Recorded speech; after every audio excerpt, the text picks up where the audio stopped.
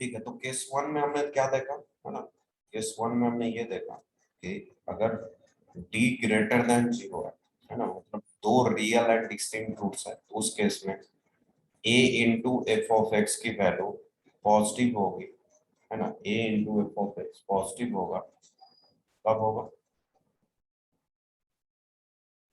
For all x belongs to, है ना, ये आप लोग बताएंगे, और A into F of X negative कब होगा, तो A into F of X negative होगा, वो तो हो जाएगा आपका बिटवीन द रूट्स, रूट्स के बीच में अगर अल्फा बीटा रूट्स है तो रूट्स के बीच में एक्स की कोई भी वैल्यू हम लेंगे वो क्या हो जाएगा, A into F of X negative हो जाएगा, ठीक है। और रूट्स के बाहर हम कोई भी वैल्यू ले, है ना, A into F of x हमेशा क्या रहेगा, है ना, that will be greater than zero, ठीक है। चलो, तो ये तो केस वन था। Now let's discuss case number two, है ना। केस नंबर टू की इफ लेट सपोज डी की वैल्यू लेस देन जीरो हो, अभी तो हम ग्रेटर देन जीरो की बात कर रहे हैं, है ना, डी की वैल्यू लेस देन जीरो हो, तो तुम ऐसे देखो, अगर डी लेस देन जीरो है तो अपवर्ड और डाउनवर्ड में किस टाइप का कर्व का नेचर होगा, तो लेट मी शो यू। मान लो ये एक्स एक्सिस है, तो मुझे तो कुछ इस टाइप्स का नेचर दिखेगा, है ना। अगर ए पॉजिटिव है तो पूरा का पूरा कर्व ऐसे जाएगा, और अगर ए नेगेटिव है तो पूरा का पूरा कर्व ऐसे आएगा, है ना, this is your x axis, है ना। तो यहाँ से क्या पता चल रहा है, यहाँ से वी कैन सी कि इस सिनारियो में तो ए पॉजिटिव है और इस सिनारियो में ए नेगेटिव, है ना। तो अगर मुझे, ये क्या है आपका एफ ऑफ एक्स, ये जो है ना कर्व, ये एफ ऑफ एक्स है, मतलब एफ ऑफ एक्स का है क्वाड्रेटिक फंक्शन। तो अगर मैं सिर्फ पहले तो एफ ऑफ एक्स की बात करूं, इस केस में एफ ऑफ एक्स ये हमेशा positive, F of x is greater than zero, कब, तो पूरा का पूरा कर्व अगर एक्स एक्सिस के ऊपर है तो y तो हमेशा पॉजिटिव ही रहेगा, है ना। अब y पॉजिटिव है क्योंकि y नेगेटिव कब होता है, जब कर्व का पोर्शन एक्स एक्सिस के नीचे है, तो यहां पर तो क्या हो रहा है, यहां पर तो पूरा का पूरा एक्स एक्सिस के ऊपर ही जा रहा है, दैट मीन्स कि ये कभी नेगेटिव हो ही नहीं सकता। तो हम क्या बोलेंगे कि f of x is greater than zero for all x belongs to real number, है ना। मतलब इस केस में आपका पूरा का पूरा एफ ऑफ एक्स क्या था, let me write one second, F of X आपका ये है X square B X plus C. वैसे मैं इस चीज को यूनिक्लिटी में भी आपको बताया था, और फिर मैंने वहां ये बोला था कि इस चीज को हम लोग प्रूव करेंगे आगे क्वाड्रेटिक में। तो यहां से आप यू कैन सी कि ये क्वाड्रेटिक है, ये क्वाड्रेटिक की वैल्यू हमेशा पॉजिटिव होगी, कब होगी, जब डी लेस देन जीरो हो और ए पॉजिटिव, है ना। ये दो कंडीशंस आपको ध्यान में रखना, ठीक है। सिमिलरली अगर दूसरा ये सिनारियो देखें तो इसमें क्या है कि पूरा का पूरा कर्व एक्स एक्सिस के नीचे जा रहा है ना, बट इसमें क्या है, ए नेगेटिव है और डी तो ऑलरेडी नेगेटिव है, ये दोनों केस डी नेगेटिव का ही है ना। तो यहां से क्या पता चल रहा है कि एफ ऑफ एक्स, है ना, ये है आपका less than zero, right. F of x क्या है, लेस देन जीरो है for all x belongs to real number, पूरे एक्स के लिए ये जीरो से छोटा है, ठीक है। तो अगर मुझे फाइनल कंक्लूजन लिखना है दोनों का, है ना, तो हम ऐसे लिख सकते हैं ना, देखो यहाँ पर ए पॉजिटिव है तो एफ ऑफ एक्स भी आप देख रहे हो पॉजिटिव है, यहाँ पर ए नेगेटिव है तो एफ ऑफ एक्स भी नेगेटिव है। तो जब मैं इस केस में A into F of x करूं, है ना, फाइनल नोट करके कंक्लूजन लिखते हैं क्या, कि अगर मैं ए इंटू एफ ऑफ एक्स करूं तो क्या हो जाएगा, पॉजिटिव ही रहेगा, क्यों, क्योंकि इस वाले में ए पॉजिटिव है और एफ ऑफ एक्स भी पॉजिटिव है सारे एक्स के लिए, और इस वाले में क्या है, ए नेगेटिव है और एफ ऑफ एक्स भी क्या है, नेगेटिव है, तो नेगेटिव नेगेटिव पॉजिटिव ही हो जाएगा। तो फाइनली हम दोनों सिनारियों को कंबाइनली क्या लिख सकते हैं बच्चों, वी कैन राइट कि a into F of x, है ना, this is will be greater than 0 for all x belongs to real number. लिख सकते हैं कि नहीं? दोनों सिनारियों में हम ये बोल सकते हैं कि a into F of x greater than 0 होगा for all x belongs to real, है ना। अब इस चीज को आप कैसे यूज करें, तो देखो, है ना, अगर आपको बोल दे कि किसी क्वाड्रेटिक का इमेजिनरी रूट्स है, तो इसका मतलब ये हो गया कि उस क्वाड्रेटिक में एक्स स्क्वायर का जो कोफिशिएंट है उससे अगर मैं पूरे फंक्शन को मल्टीप्लाई कर दूं तो वो वैल्यू हमेशा पॉजिटिव ही होगा, चाहे एक सम कुछ भी रखते हैं, है ना। या फिर कहीं पर आपको ये सिनारियो उल्टा पूछ सकता है ना। उल्टा क्या बोलेगा? बोलेगा कि a into F of x greater than 0 है for all x belongs to real number. तो इससे आप क्या कंक्लूजन निकालोगे? इससे आप ये कंक्लूजन निकालोगे कि अच्छा, a into F of x हमेशा पॉजिटिव है। तो ऐसा तभी होगा जब इमेजिनरी रूट्स हो, मतलब d लेस देन 0। तो ये सिनारियो, मतलब अगर ये कहीं गिवन है तो यहाँ से आप ये कंक्लूजन निकाल सकते हो। ठीक है। इतना कंफर्म हो गया, मतलब इसके रियल रूट्स नहीं हो सकते। अगर किसी क्वाड्रेटिक में a into F of x greater than 0 आ रहा है हमेशा, तो उसके रियल रूट्स नहीं हो सकते। ठीक है। लेकिन इस कंक्लूजन से, है ना, कि भाई यहां से देखो, अगर यहां से अगर उल्टा पूछा जाए कैसे, कि आपको बोल दे a into F of x less than 0 है ना, between the roots. a into F of x less than 0 है बिटवीन द रूट्स। तो यहां से क्या कंक्लूजन निकला हुआ कि इसका जो डिस्क्रिमिनांट है वो पॉजिटिव होगा। या फिर उल्टा ऐसे भी बोल सकता है कि a into F of x less than 0, तो a into F of x अगर लेस देन 0 है तो पक्का उस क्वाड्रेटिक के रियल रूट्स आएंगे। क्यों? क्योंकि यहां से देख लो, a into F of x less than 0 सिर्फ इसी केस में है। किस केस में? जब d ग्रेटर देन 0 है। इमेजिनरी रूट्स कब है? इमेजिनरी रूट्स में तो एक ही पॉसिबिलिटी है कि a into F of x greater than 0 हो जाए। हाँ, अगर आपसे ये बोलता कि a into F of x greater than 0 है, तो ग्रेटर देन 0 रियल रूट्स में भी हो सकता है और ग्रेटर देन 0 इमेजिनरी रूट्स में भी। तब हम कंफर्म नहीं बोल सकते, तब उस केस में मे और मे नॉट भी रियल रूट्स होंगे, है ना।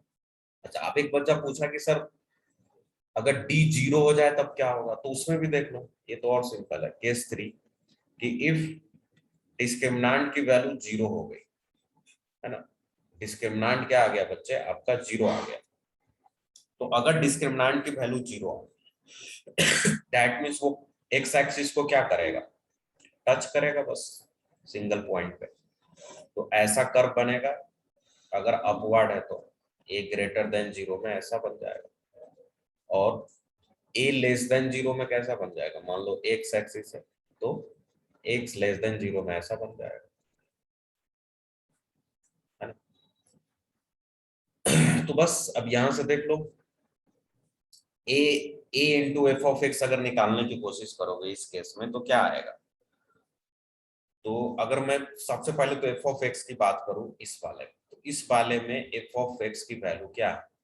या तो 0 है या पॉजिटिव है। 0 कहाँ होगा? मान लो कोई एक रूट्स है अल्फा, लेट्स सपोज अल्फा, तो अल्फा पे 0 हो रहा है ना।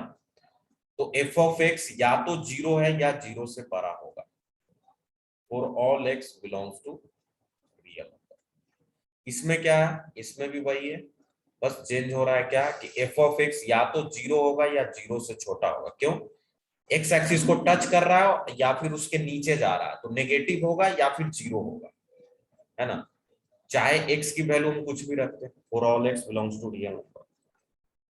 तो जब दोनों को कंबाइन करेंगे फाइनली, तो हम नोट देकर क्या लिख सकते हैं, है ना, कि इसमें देखो a पॉजिटिव है, एफ ऑफ एक्स भी पॉजिटिव या 0 है।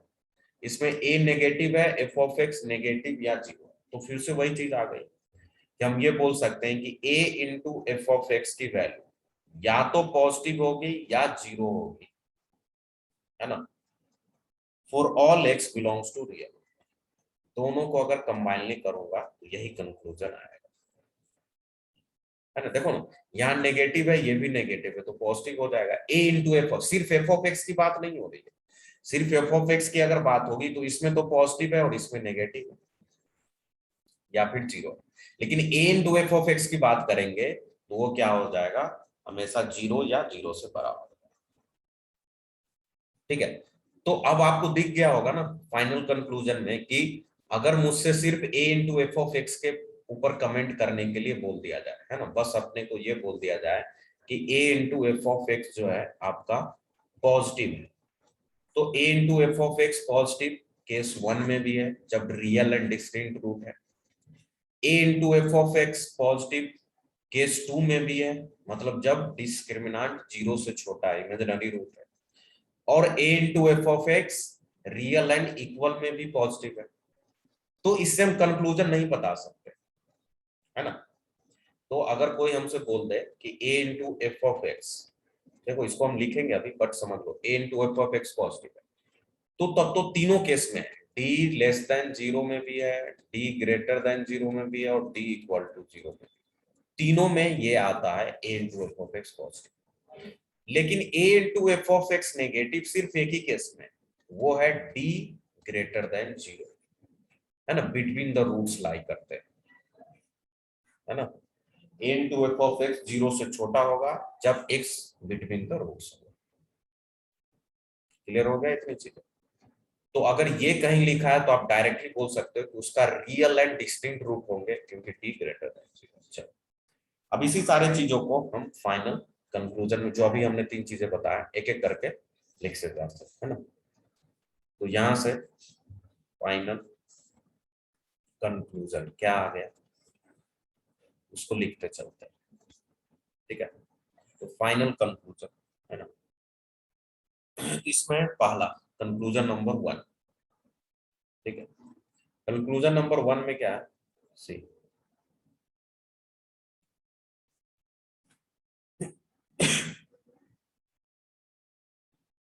लिखो, a into F of x can be negative, a into F of x can be negative, a into F of X negative कब होगा, आपको अभी समझा भी चुका हूं, only a into F of X negative only when d is greater than 0। ठीक है, मतलब जब तक d 0 से बड़ा नहीं है a into F of X negative हो ही नहीं सकता। ठीक है ना, तो इसी चीज से हम क्या कंक्लूजन निकाल सकते हैं, hence we can say what, if जैसे मान लो x की वैल्यू मैंने कुछ ले लिया, k ले लिया, तो if a into F of के, मान लो आपने x की वैल्यू कुछ रखा और उसको a के साथ मल्टीप्लाई कर दिया a इंटू एफ ऑफ के, अगर वो नेगेटिव आ रहा है मतलब लेस देन 0 आ रहा है, देन तब हम क्या बोलेंगे, देन d ग्रेटर देन 0 होगा, मतलब रूट्स क्या होंगे, real and distinct, then roots of quadratic equation f of x is equals to 0 will be, क्या हो जाएगा बच्चे, रियल एंड डिस्टिंक्ट, है ना, रियल एंड डिस्टिंक्ट रूट्स उसके आएंगे, मानते हैं नहीं, रियल एंड डिस्टिंक्ट रूट्स आएंगे, और एंड आल्सो इसी में लिखो, also in this case, also in this case मतलब इसी केस जब ऐसा सिनारियो है a into f of k less than 0, and also in this case k will lies between the roots, है ना। यहीं से पता चल गया ना क्यों ऐसा हो रहा है, तो देखो मैंने क्या बोला था कि a into f of x 0 से छोटा होगा जब x की वैल्यू अल्फा से बीटा के बीच में, और अल्फा और बीटा क्या है बच्चे, रूट्स है, मतलब कि अगर मैं x की जगह k लिया, मैंने क्या लिया था a इंटू एफ ऑफ के, तो अगर मैं x की जगह k लिया तो k को क्या होना पड़ेगा, बिटवीन द रूट्स होना पड़ेगा, मतलब अल्फा से बीटा के बीच में होना पड़ेगा। उसी चीज को हम लोग यहाँ पर फाइनली लिख रहे हैं। ओके, तो क्या बोलेंगे, also in this case k lies, है ना, जो k है k lies between the roots, between the roots. ठीक है, तो ये हो गया आपका फर्स्ट कंक्लूजन, क्लियर हुआ, है ना। ऑलराइट, कंक्लूजन नंबर 2 में हम ये बोल सकते हैं कि अगर कहीं पर आपको ये पूछ दे कि चलो a इंटू एफ ऑफ के लेस देन 0 है, तब तो आप ये बोल दोगे कि इस क्वाड्रेटिक के रियल एंड डिस्टिंक्ट रूट हो गए और k पक्का रूट्स के बीच में लाई करेगा। लेकिन अगर आपको ये आ जाए कि a इंटू एफ ऑफ के ग्रेटर देन 0 है, तब आप क्या बोलेंगे, देन रूट्स में और मे नॉट बी रियल, मे और मे नॉट बी रियल, है ना। तब उस केस में क्या हो जाएगा कि रूट्स जो होगा रियल हो भी सकता है, मतलब वास्तविक हो भी सकता है और नहीं भी हो सकता है। क्यों? क्योंकि a इंटू एफ ऑफ के ग्रेटर देन 0 इमेजिनरी में भी पॉसिबल है, d लेस देन 0 में भी आप देखोगे, d लेस देन 0 में भी a into F of x greater than 0 possible है कि नहीं। तो इसीलिए रियल में भी पॉसिबल है, मेथड में, तो दोनों में से कुछ भी हो सकता है ना, हम कंफर्म नहीं बोल सकते। चलिए नेक्स्ट, तीसरा पॉइंट जो आपको ध्यान में रखना है कि अगर ऐसा सिनारियो आ जाए, इफ, है ना, एफ ऑफ के वन इंटू एफ ऑफ के टू, वो क्या आ गया, लेस देन 0 आ गया। ठीक है बच्चे, एफ ऑफ के वन इंटू एफ ऑफ के टू लेस देन 0 आ गया। अब इसका क्या सिग्निफिकेंस है, एफ ऑफ के वन एफ ऑफ के टू लेस देन 0।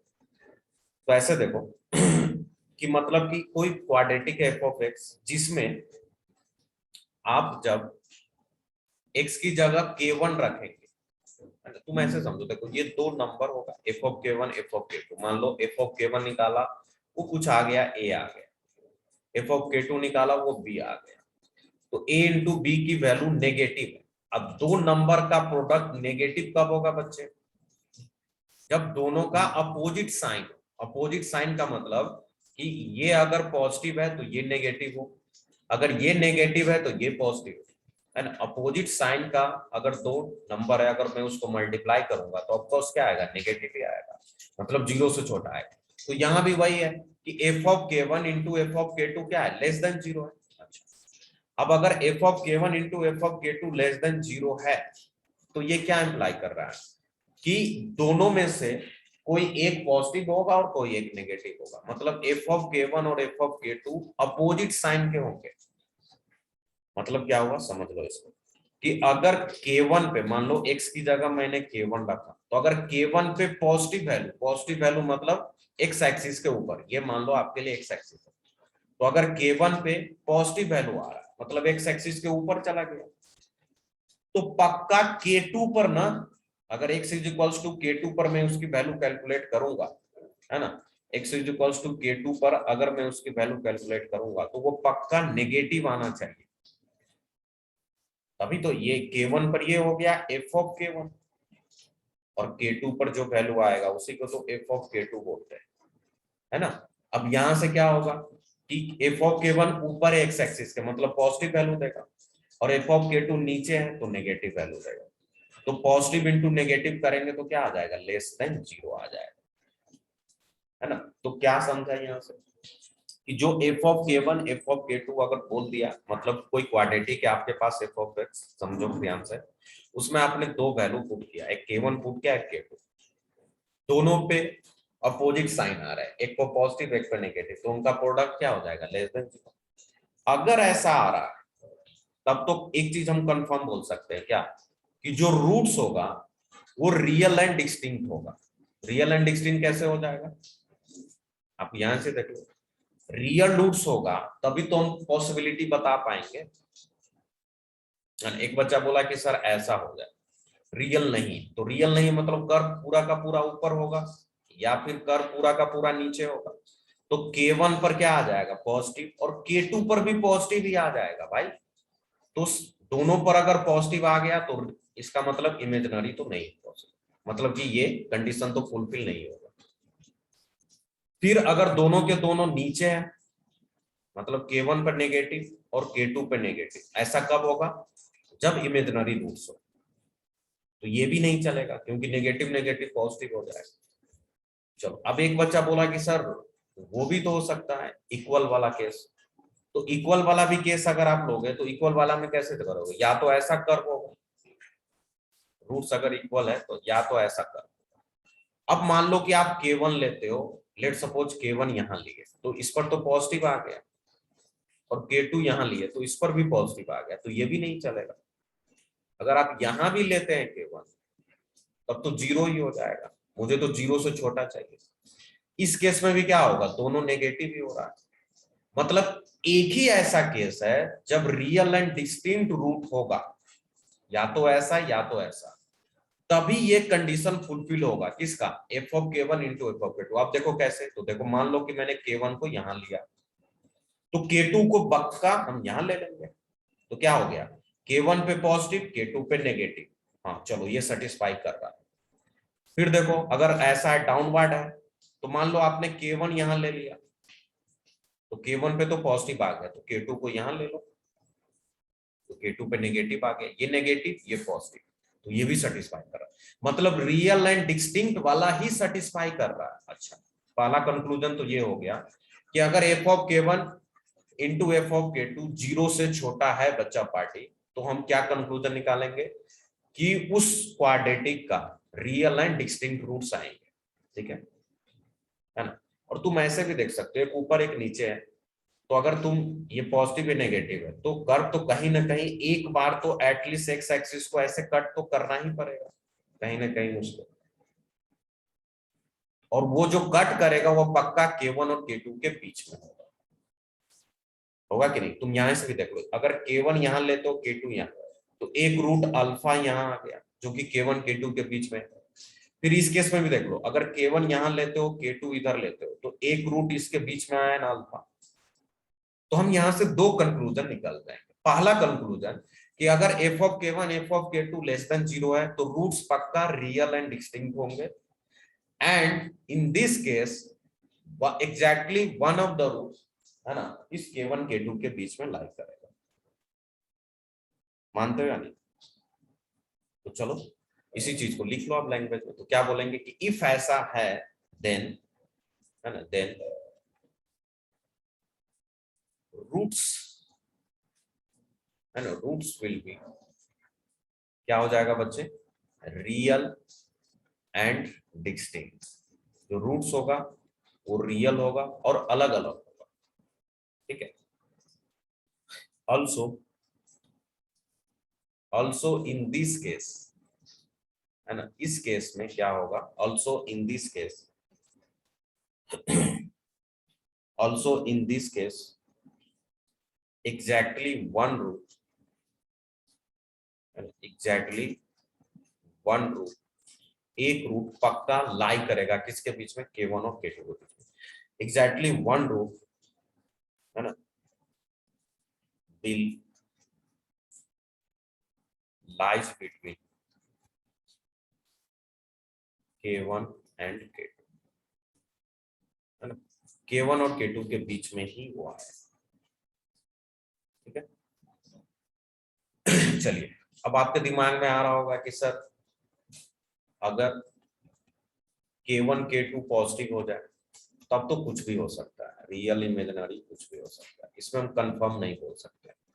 तो अगर f of K1 into F of K2 positive हो गया तो इस सिनारियो में, है ना, रूट्स मे और मे नॉट बी रियल। ठीक है ना, यू कैन वेरीफाई योरसेल्फ, मे और मे नॉट बी रियल, है ना। दोनों पॉजिटिव है तो रियल में भी दोनों पॉजिटिव हो सकता है ना, और इमेजिनरी में भी दोनों positive.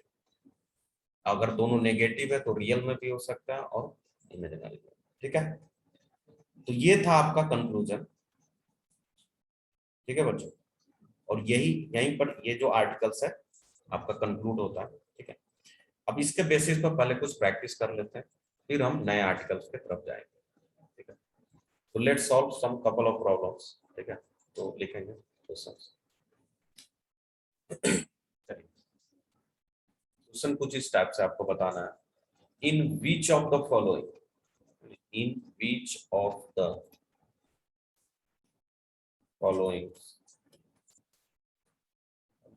in which of the following cases roots of, जो अभी पढ़ा ना कंक्लूजन उसी पर है, roots of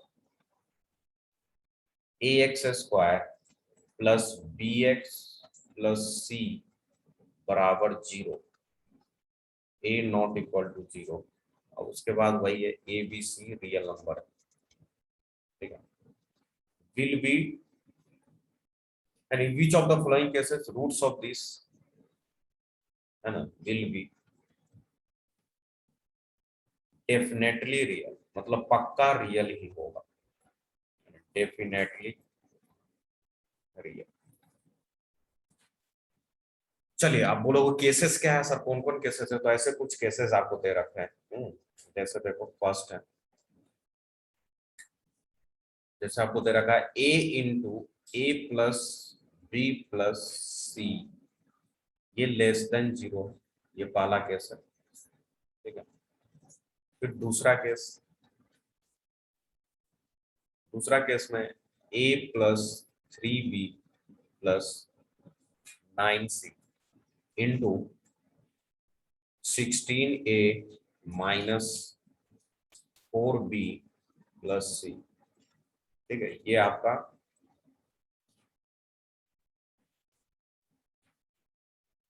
greater than 0,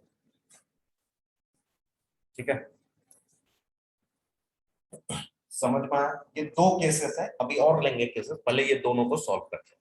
questions क्या है आपको थोड़ा सा समझ आता है ना, आपको बताना है कि ये जो दो केस है ना, केस 1 और केस 2, इसमें से आपको बताना है कि अगर ये कंडीशन फुलफिल हो रहा है तो बताओ इस क्वाड्रेटिक का जो रूट्स होगा वो पक्का रियल होगा, इसमें होगा या इसमें होगा या दोनों में होगा या दोनों में नहीं होगा, तो कैसे चेक करेंगे।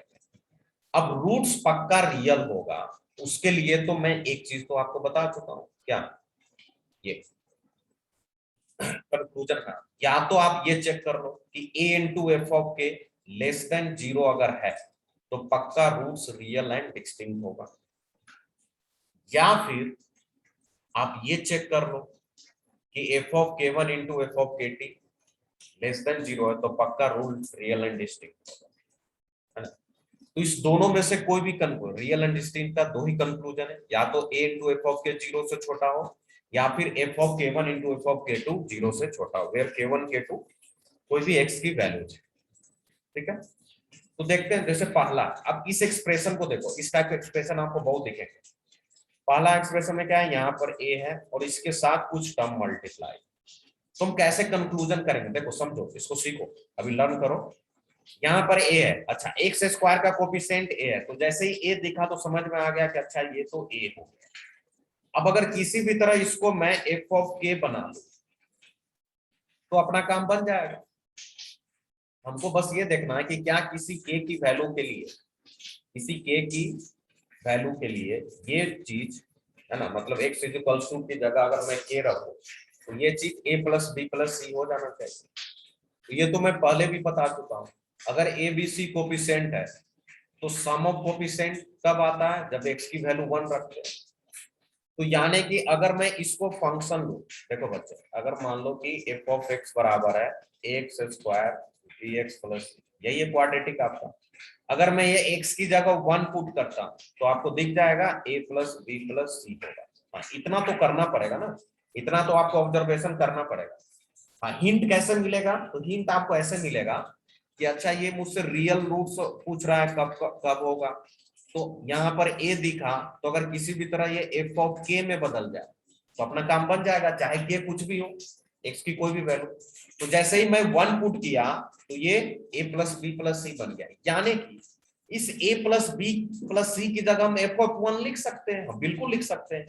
यानी कि इस पूरे एक्सप्रेशन को मैं ऐसे लिख सकता हूं a इंटू एफ ऑफ 1, हाँ लिख सकता हूं, वो क्या होगा, लेस देन 0।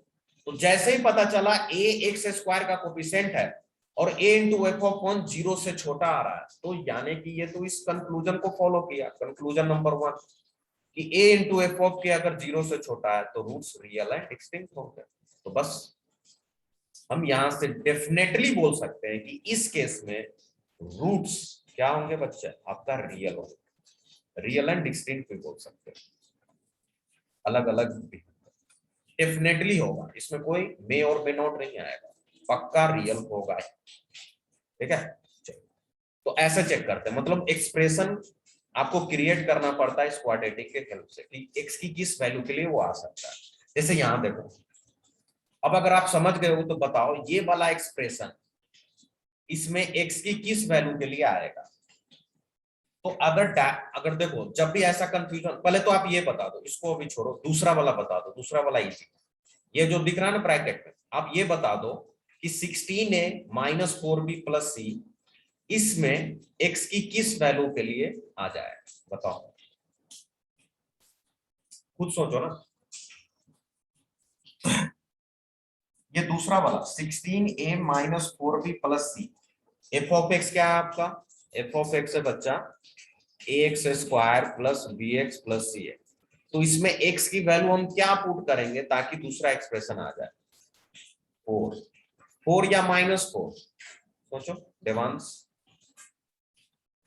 है ना, -4 है ना, -4 रखेंगे, अब रख के देख लो ना बच्चे, है ना, देखो इसमें क्या करो, x की जगह -4 रखो, -4 रखोगे तो क्या आ जाएगा, a इंटू -4 का स्क्वायर, -4 का स्क्वायर 16 होता है, तो 16 है, x की जगह -4 रखा तो -4b प्लस सी, लो यही आ गया। यानी कि ये कुछ नहीं लिखा है, ये लिखा है f ऑफ -4 लिखा हुआ है। अच्छा, लेकिन जो दूसरा वाला टर्म है ना, ये जनरेट करने में आपको थोड़ा दिक्कत होगा।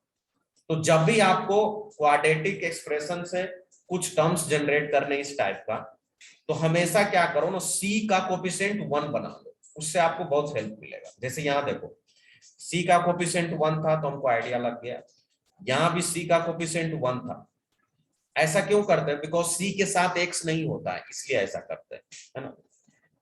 लेकिन यहाँ पर जब आप देखोगे तो एक चीज आपको क्या दिख रही है कि यहाँ तो c का कोफिशिएंट 9 है, तो हम क्या करेंगे ना, पहले इसको थोड़ा सा रीअरेंज कर लेंगे। हम क्या करेंगे, यहाँ से 9 कॉमन ले लेंगे, तो कॉमन ले लो तो क्या आ जाएगा, a/9 प्लस 3b/9 मतलब b/3 प्लस c आ जाएगा। जैसे ही 9 कॉमन लोगे तो यहाँ ये बन जाएगा, ये वाला टर्म तो एज इट इज हम रहने देते हैं, या फिर इसकी जगह f ऑफ -4 लिख देता हूँ, चलो, है ना, ये तो पता चल ही गया, तो इसकी जगह f ऑफ -4 लिख देता हूँ, ये ग्रेटर देन 0। अब 9 कॉमन लिया तो 9 तो पॉजिटिव नंबर है, तो वो 0 के इसके तरफ जाएगा, तो इनइक्वालिटी का साइन चेंज नहीं होगा। चलो, तो ये 9 को आप डायरेक्टली हटा भी सकते हो, है ना, तो वो 9 तो हट गया आपके लिए, चलिए ठीक है। अब 9 जैसे ही हटा तो ये एक्सप्रेशन ऐसा बन गया, a/9 plus b/3 plus c और इनटू में f ऑफ -4 आ गया, है ना, ये ग्रेटर देन। अब आपको देखो c का कोफिशिएंट 1 हो गया और ये जनरेट करना है, कैसे पता चलेगा, तो b से आइडिया लग जाता है। देखो b का कोफिशिएंट क्या है, 1/3, यानी कि अगर मैं x की जगह 1/3 रखूंगा तो x स्क्वायर क्या हो जाएगा, 1/9 मतलब a/9, और a/9 ही तो चाहिए अपने को।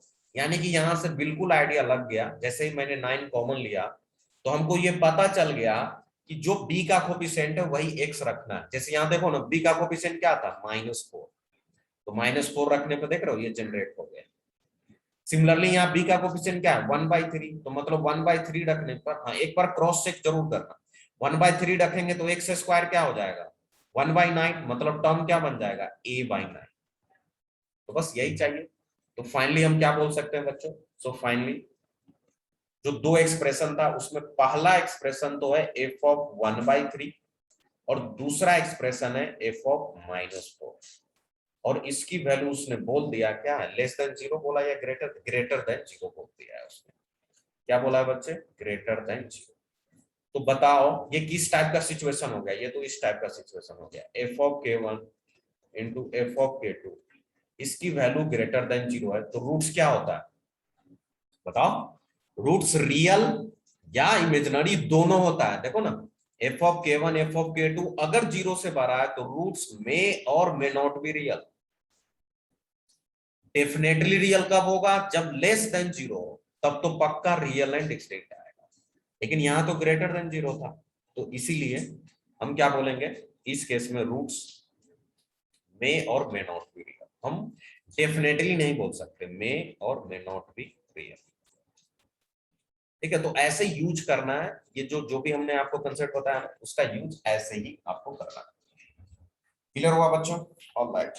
तो अब आपको आइडिया लग रहा होगा कि कैसे करना है। इस टाइप के प्रॉब्लम्स अगर आपको दिख जाए, है ना, बोल दे इस टाइप के क्वेश्चंस आ सकते हैं, तो आपको बोल देगा कि भाई बताओ, यहाँ से देखते हैं कि क्या हो सकता है। ठीक है, चलो एक लास्ट क्वेश्चन है ना, इसी का तीसरा पार्ट, इसी का तीसरा पार्ट देखो ध्यान से। अगर आपको ऐसे बोलते हैं सी इंटू एन एक्सप्रेशन कुछ ऐसा है, देखो एक्सप्रेशन है C into C into 4a minus 2b plus less than 0। चलो बताओ भाई, इसमें रूट्स क्या होंगे, रियल होंगे, इमेजिनरी होंगे, या दोनों हो सकते हैं, है ना। एक्सप्रेशन आप जनरेट करना सीखो, इसलिए मैं जानबूझकर आपको दे रहा हूं। एफ ऑफ एक्स बराबर है A X square B X plus C. आप ये सोचो कि सबसे पहला काम तो ये कर लो, सी का कोफिशिएंट 1 है या नहीं, तो दोनों में सी का कोफिशिएंट 1 है, इधर भी और इधर भी, तब तो कुछ कॉमन लेना नहीं है आपको। फिर उसके बाद सोचो कि एक्स की वैल्यू हम क्या रखें ताकि ये दोनों जनरेट हो जाए। हिंट के लिए आप ये सोच सकते हो जो बी का कोफिशिएंट होता है ना, वही जनरली एक्स रखा जाता है। देख लो और बताओ क्या आएगा आंसर। ट्राई करो, यू हैव 1 मिनट।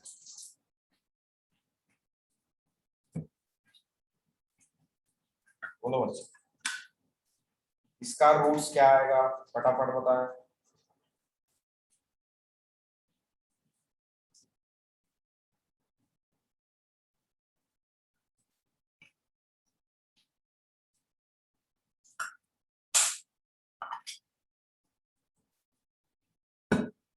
ऑलराइट, क्या है, ओके, एक बच्चा ने आंसर किया रियल एंड डिस्टिंक्ट। हाँ शीतल, बिल्कुल सही है आपका। -2 रखेंगे तो दूसरा वाला जनरेट हो जाएगा। ठीक है, और पहला वाला सी कैसे जनरेट होगा, सी कैसे जनरेट होगा।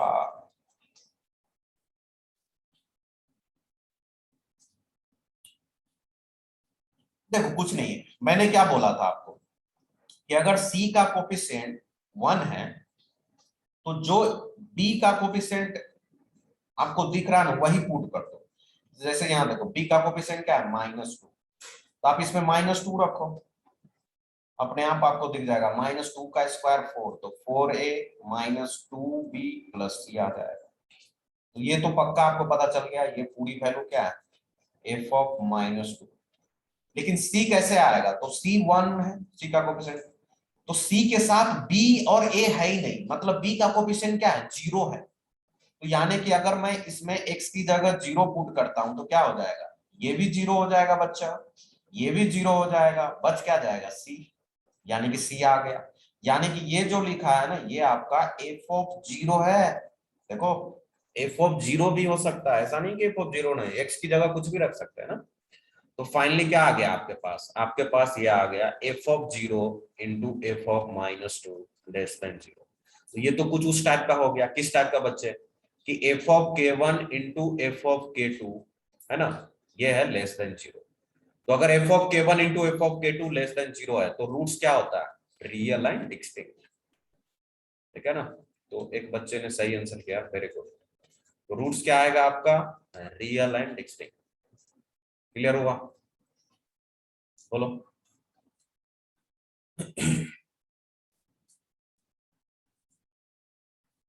ठीक है, चलिए आगे बढ़ते हैं, है ना। तो यहां पर आपका साइन ऑफ क्वाड्रेटिक, ठीक है, खत्म होता है। बाकी मैं आपको प्रैक्टिस करने के लिए और भी क्वेश्चन दे दूंगा, है ना, होमवर्क से, है ना, आप वहां से प्रैक्टिस करके आ सकते हो। ठीक है,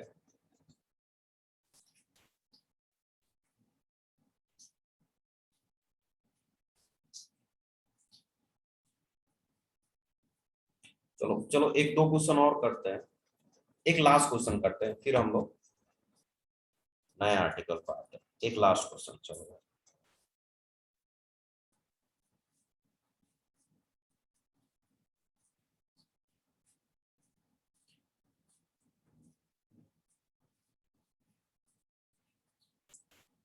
चलिए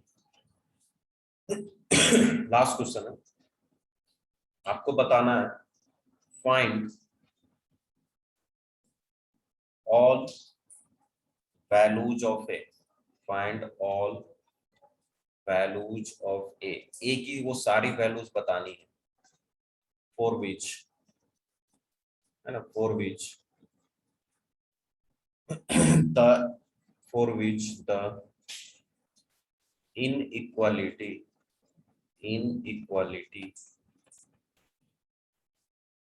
a minus 4 into x square minus 2ax plus 2a minus 6 ये लेस देन 0 हो जाए,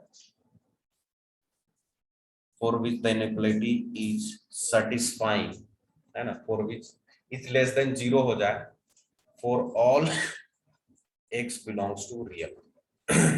ठीक है, हाँ बोलो क्या डाउट है। सर कल जो आपने होमवर्क दिया था सर उसमें एक क्वेश्चन में डाउट था सर। अच्छा होमवर्क में ना, तो अभी रुको ना, होमवर्क डिस्कस होगा तब, अभी तो अभी क्वेश्चन चल रहा है ना, अभी तो जो ये आर्टिकल चल रहा है उसी का है। हम्म, अभी होमवर्क डिस्कशन करेंगे तो आपको बताएंगे, डोंट वरी बच्चा। ठीक है चलिए, हाँ तो ये क्वेश्चन पहले अटेम्प्ट करो। ठीक है, क्वेश्चन में क्या समझेंगे, ये आपको बोल रहा है कि ए की वो सारी वैल्यूज बताओ जिसके लिए ये वाली जो इनइक्वालिटी है ना हमेशा 0 से छोटा हो, for all x belongs to real number. तो बस आपको ये सोचना है कि ये तो गिवन जो इनइक्वालिटी ये क्वाड्रेटिक टाइप दिख रही है ना, क्वाड्रेटिक टाइप दिख रही है, लेकिन क्वाड्रेटिक बोला नहीं है। तो अगर क्वाड्रेटिक बोला नहीं है तो मैंने क्या बोला था, अगर क्वाड्रेटिक नहीं बोले तो आपको दोनों सिचुएशन लेकर चलना है। दोनों सिचुएशन क्या कि एक्स स्क्वायर का कोफिशिएंट 0 भी हो सकता है और 0 नहीं भी हो सकता। यहाँ तो सिंपली इसने इनइक्वालिटी वर्ड यूज कर दिया और बोला कि ये वैल्यू 0 से अगर छोटी है एक्स की सारी वैल्यूज के लिए, मतलब एक्स कुछ भी रखो, है ना, ये 0 से छोटा आना चाहिए। तो एक बच्चा बोलता है सर 0 से छोटा आना चाहिए एफ ऑफ एक्स, ऐसा तो तभी पॉसिबल होगा जब ये केसेस हो। कौन केसेस, ये, है ना, देख रहा है कि ए लेस देन 0 हो और एफ ऑफ एक्स क्या हो, 0 से छोटा हो। ए लेस देन 0 है तो एफ ऑफ एक्स क्या है, 0 से छोटा है सारे एक्स के लिए। कब है, जब डी की वैल्यू 0 से छोटी है। लेकिन ये कब था, जब उसने बोल देता कि ये क्वाड्रेटिक है, ये तो क्वाड्रेटिक दिख तो रहा है, लेकिन उसने ऐसा तो बोला नहीं ना कि एक्स स्क्वायर का कोफिशिएंट 0 नहीं। अगर वो बोल देता है a माइनस 4 0 नहीं है तब तो हम उसको उसी से बना लेते हैं, लेकिन यहाँ दोनों देखना पड़ेगा। तो देखो इस टाइप के कुछ जनरली बच्चा एक ही केस लेता है, भले ही वो सही हो जाता है लेकिन उसका जो मोटिव होता है क्वेश्चन का वो उसने गलत ले लेता है। चलो, तो पहला केस 1 हम ये लेंगे कि मान लो कि ये क्वाड्रेटिक है ही नहीं, मतलब कि एक्स स्क्वायर का कोफिशिएंट 0 हो गया। मान लो कि a माइनस 4 0 हो गया तो a की वैल्यू क्या आ जाएगी, 4 आ जाएगी। अच्छा, अब आपको ये देखना है कि जब a की वैल्यू 4 है तो जब a की वैल्यू मैं इधर 4 पुट करता हूं तो क्या वो सारे x के लिए सेटिस्फाई हो रहा है, मतलब सारे x के लिए ट्रू हो रहा है। तो लेट्स ट्राई, a की वैल्यू 4 पुट करोगे तो ये 0 हो जाएगा, यहाँ क्या बचेगा बताओ भाई, बोलो, माइनस का 8 हो जाएगा, माइनस 8x, क्योंकि a की वैल्यू 4 है।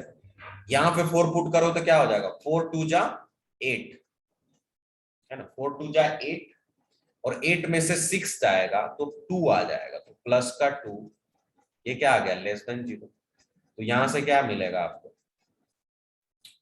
Minus 8x is less than minus 2, मतलब x जो होगा वो ग्रेटर देन होगा 1/4।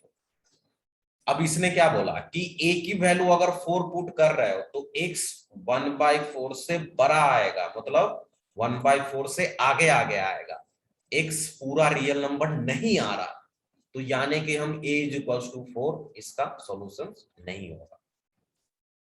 समझ में आ रहा है, तो चेक करने के बाद बोलेंगे, है ना, हम क्या बोलेंगे कि सिंस, है ना, यहां पर देखो क्या बोलेंगे कि since at a is equals to 4, है ना, x क्या आ रहा, ग्रेटर देन 1/4 आ रहा, so a is equals to 4 is not possible, है ना, ये पॉसिबल नहीं है। क्योंकि मुझे तो क्या चाहिए, मुझे तो पूरे x के लिए चाहिए, a की वो वैल्यू बताओ जिसमें पूरे x के लिए ये लेस देन 0 हो जाए।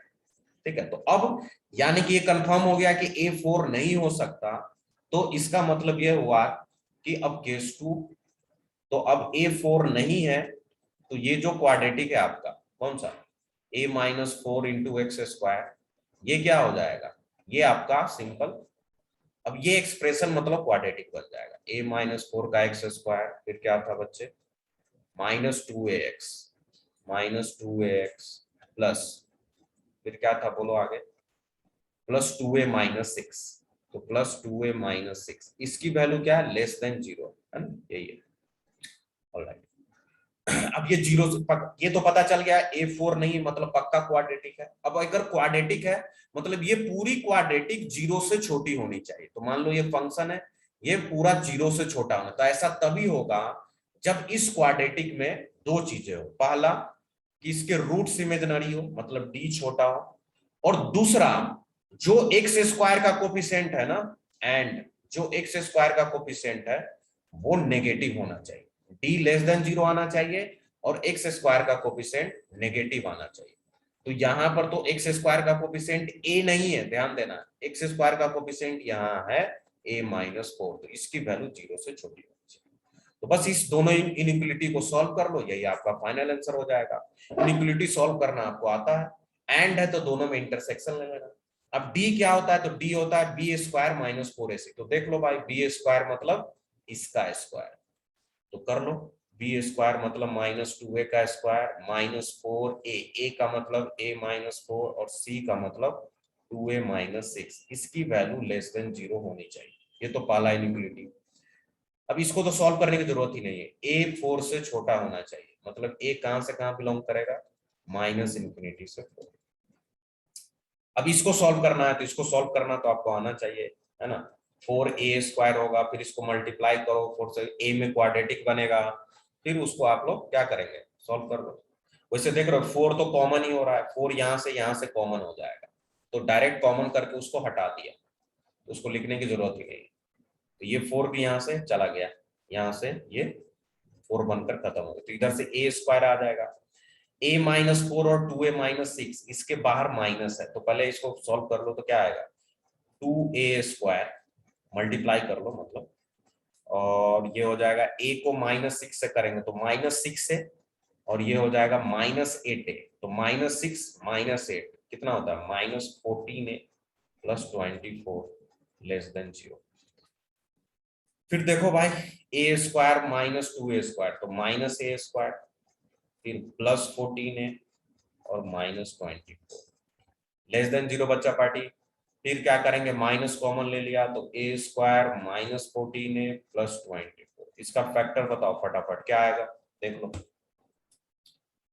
24 है, 24 को कैसे ब्रेक करेंगे, तो 12 और 2 पर तो हो ही जाएगा ब्रेक, है ना, 12 दूना 24 होता है ना भाई, 12 2 जा, तो एक फैक्टर तो पता ही चल गया, 2 और 12 होगा, आप चेक कर सकते हैं, यही आएगा इसका फैक्टर, है ना, 12 दूना 24 और 12 और 2 14 होता है। ठीक है, तो यहां से क्या पता चला, इसको सॉल्व कर लेते हैं इनइक्वालिटी को, इसको तो यहीं पर आने दो, ये पहला सॉल्यूशन है आपका, और इसका दूसरा सॉल्यूशन के साथ हम क्या लेने वाले हैं, इंटरसेक्शन, तो नंबर लाइन बनाया, है ना, इसको सॉल्व कर रहे हैं, इसको, है ना, ये कर चुके हैं ना बेसिक क्लास में, फिर भी मैं कर रहा हूँ, है ना, actually we are wasting time, है ना, इसको कर रहा है, तो यहां से देखो ये 2 हो गया, ये 12 हो गया, अब इसने लेस देन 0 बोला, तो ये प्लस माइनस प्लस, तो इसके बीच में ही लाई करेगा, तो ये बोला 2 से 12 होगा। अच्छा एक चीज मैंने गड़बड़ कर दिया, तुम लोग बोलते भी नहीं हो, जब आप यहाँ पे माइनस कॉमन लिए, देख रहे हो यहाँ से माइनस कॉमन लिए, तो वो माइनस क्या करेगा, इनइक्वालिटी का साइन चेंज कर देगा ना बच्चा पार्टी, है ना, तो ये ग्रेटर देन 0 होगा, ये भी ग्रेटर देन 0, मतलब पॉजिटिव वाला लेना है आपको, you have to take positive.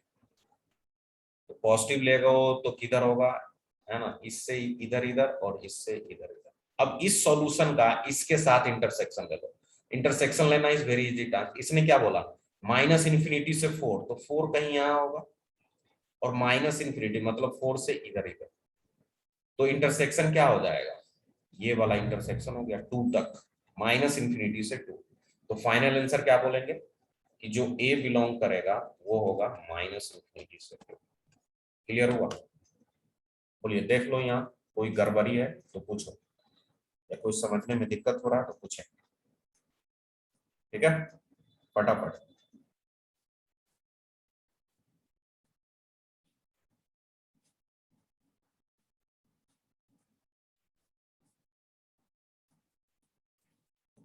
नहीं, चलिए, तो अब एक छोटा सा टॉपिक है उसको भी देख ही लेते हैं, है ना, क्योंकि अभी है अपने पास आधे घंटे। कल से हम लोग, कल अपना है इस पूरा चैप्टर का कंक्लूजन हो जाएगा। कल एक बहुत इंपॉर्टेंट टॉपिक बताऊंगा जिसको बोलते हैं लोकेशन ऑफ रूट्स। उससे हर साल जेई में या तो मेंस या एडवांस में क्वेश्चंस आते हैं। तो लोकेशन ऑफ रूट्स कल मैं आपको बताऊंगा। लोकेशन ऑफ रूट्स जानने से पहले ये जो अभी आज का जो चैप्टर है ना, इसको एक बार जरूर रिवाइज, इसका यूज करेंगे कल, मैं पहले बता रहा हूँ। चलो, उसके बाद उससे पहले एक छोटा सा टॉपिक है, वैसे ये फंक्शन में मैं पढ़ाता हूँ बट अभी सिंस क्वाड्रेटिक चल रही है तो यहाँ भी बता देता हूँ, है ना। तो ये आंसर समझ में आ गया, माइनस इन्फिनिटी से 2 होगा। ठीक है, चलिए, ऑलराइट।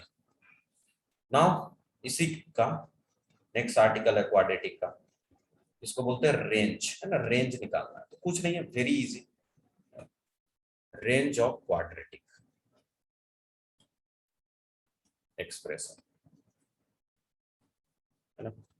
वैसे रेंज, फंक्शन का रेंज में हम क्वाड्रेटिक का भी रेंज आपको बताते हैं, है ना, वहां भी बताऊंगा।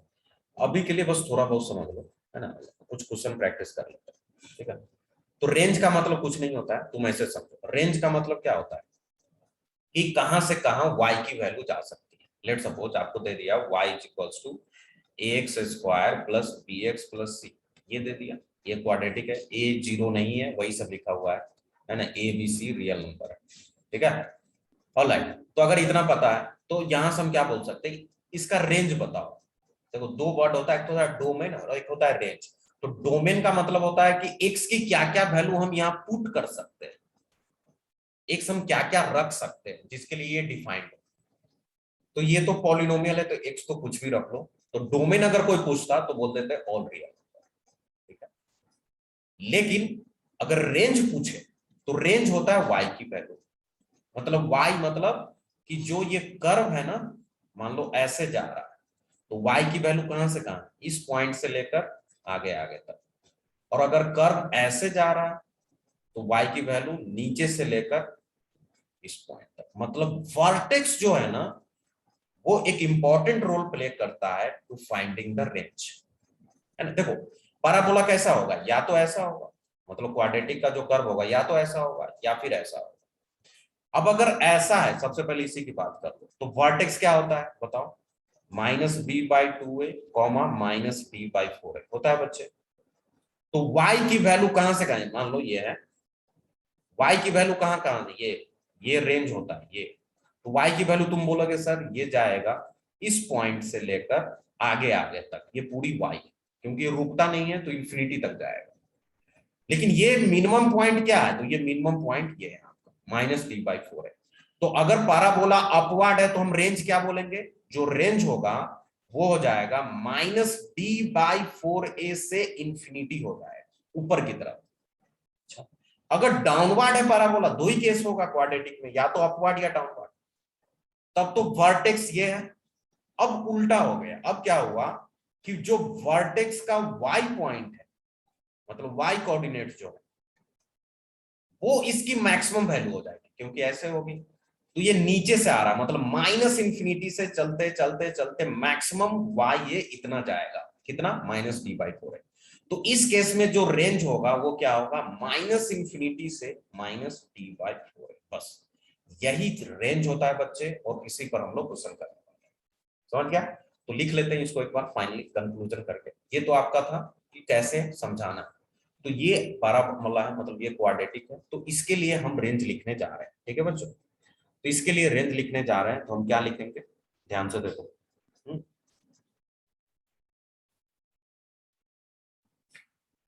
चलिए तो रेंज हो जाएगा, तो पहला केस है ना, केस 1, कि इफ ए पॉजिटिव है, मतलब पाराबोला क्या हो गया, देखो जैसे ए पॉजिटिव है तो रेंज याद रखने की जरूरत नहीं है, आपको पता है अपवर्ड होगा, मतलब मिनिमम वैल्यू इसका हो जाएगा, y का मिनिमम वैल्यू क्या हो जाएगा, जो वर्टेक्स का y कोऑर्डिनेट है ना, तो हम यहां से क्या बोलेंगे, जो रेंज है y वो बिलोंग करेगा -d/4a से लेकर प्लस इंफिनिटी तक, ऐसे इस पॉइंट से लेकर ये ऊपर की तरफ जाएगा, है ना, यही आपका रेंज। हम किसकी बात कर रहे हैं, रेंज, y का मतलब रेंज, या f ऑफ x की वैल्यू वो भी रेंज ही होती है।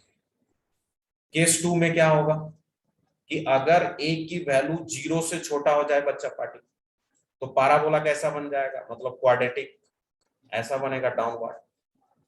तो डाउनवर्ड बना मतलब नीचे की वैल्यू लेगी, यहां से लेकर नीचे की वैल्यू, तो नीचे मतलब माइनस इन्फिनिटी होता है, तो y कहां से कहां जाएगा, माइनस इन्फिनिटी से मैक्सिमम कितना जा सकता है, -d/4।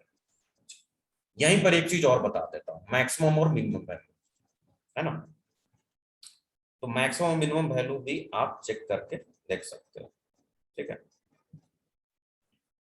तो इस सिनारियो में हम क्या देख रहे हैं, कोई हमसे पूछता है इस सिनारियो में मिनिमम वैल्यू बताओ, तो मिनिमम वैल्यू मतलब कम से कम क्या हो सकता है ना, minimum value, minimum value y की क्या हो सकती है, तो तुम क्या आंसर बोलोगे, सर कम से कम -d/4a होगा, तो इस केस में हम मिनिमम बता सकते हैं। लेकिन इस केस में अगर मैक्सिमम पूछे तो मैक्सिमम तो इंफिनिटी तक जा सकता है, तो मैक्सिमम बोलेंगे नॉट डिफाइंड। अगर कोई आपसे पूछे y मैक्स बताओ, तो इस केस में क्या बोलेंगे, नॉट डिफाइंड। क्लियर हुआ। हाँ। अब यहां आ जाओ, अगर यहां पूछे कोई y मिनिमम, तो y मिनिमम मतलब नीचे तो माइनस इन्फिनिटी तक जा रहा है, तो नॉट डिफाइंड। लेकिन इस केस में मैक्सिमम डिफाइंड, y मैक्स क्या हो सकता है बच्चा पार्टी, y मैक्स हो सकता है -d/4, ठीक है। तो ये था, चलो फटाफट अब इस पर क्वेश्चन करो, तब जाकर और क्लियरिटी आपको मिलेगी, है कि नहीं। तो लेट्स स्टार्ट।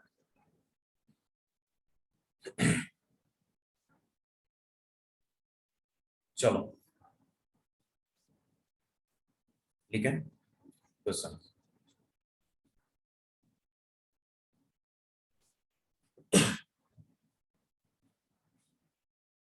देखो, लेट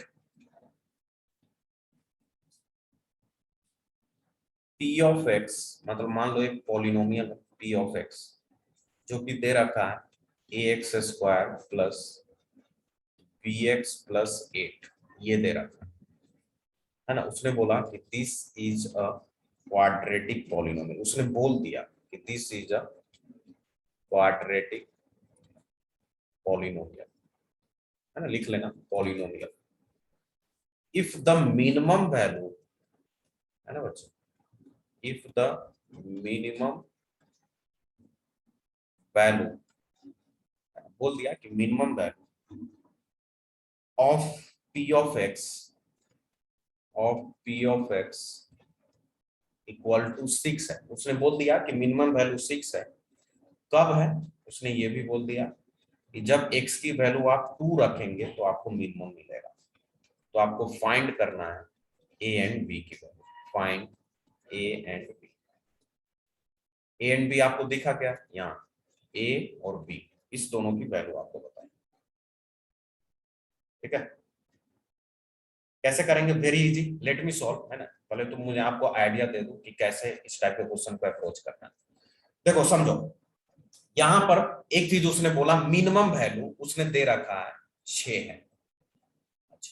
मिनिमम वैल्यू 6 है, तो इससे हम क्या बता सकते हैं, ए की पॉजिटिव नेगेटिव तो बता सकते हैं, क्यों, अगर इस क्वाड्रेटिक का मिनिमम वैल्यू 6 है तो मिनिमम तो तभी एग्जिस्ट करेगा, कब, मिनिमम देखो, हाँ यहाँ मिनिमम वैल्यू इस केस में तो एग्जिस्ट ही नहीं कर सकता, किस केस में, इसमें, इसमें मिनिमम नॉट डिफाइंड है, मतलब कि अपवर्ड होगा, जब पाराबोला ऐसे होगा तभी मिनिमम वैल्यू आ सकता है ना। मिनिमम वैल्यू तभी आएगा ना जब पैराबोला ऐसे ऊपर की तरफ ओपन। तो इसका मतलब ए तो पक्का क्या होगा बच्चा जी, पॉजिटिव होगा। तो यहां से हमने क्या कंक्लूजन निकाला, जैसे पता चला मिनिमम वैल्यू, तो ये कंफर्म हो गया है ना, मिनिमम वैल्यू क्या बताने की कोशिश कर रहा है कि ए जो होगा आपका पॉजिटिव होगा। तो ऑप्शन में से पॉजिटिव नेगेटिव नहीं पूछा है, लेकिन मान लो फिर भी अगर इसका यूज होता तो हम ऐसे बता, हमसे तो डायरेक्ट ए और बी की वैल्यू पूछा।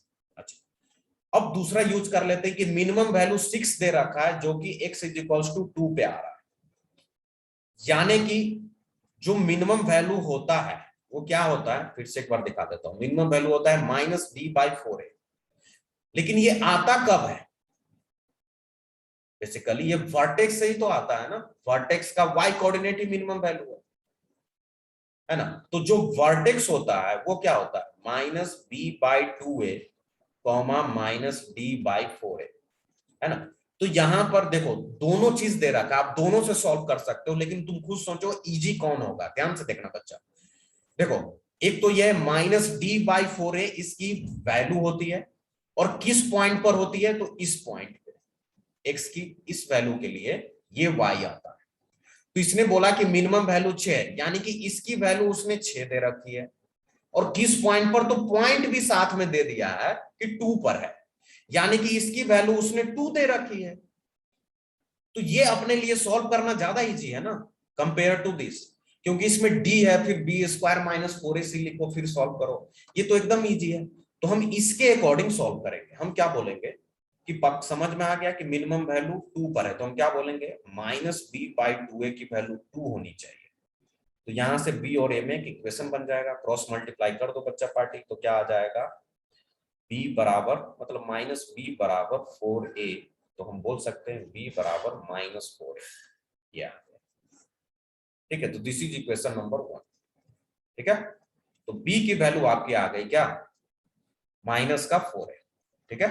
अच्छा जी, अब दूसरा दूसरा हम क्या निकाल सकते हैं कि ये तो कंफर्म है 2 पर ही मिनिमम वैल्यू आ रही है ना, तो एक बार हम चेक कर लेते हैं कि 2 पर बेसिकली आ क्या रहा है ना।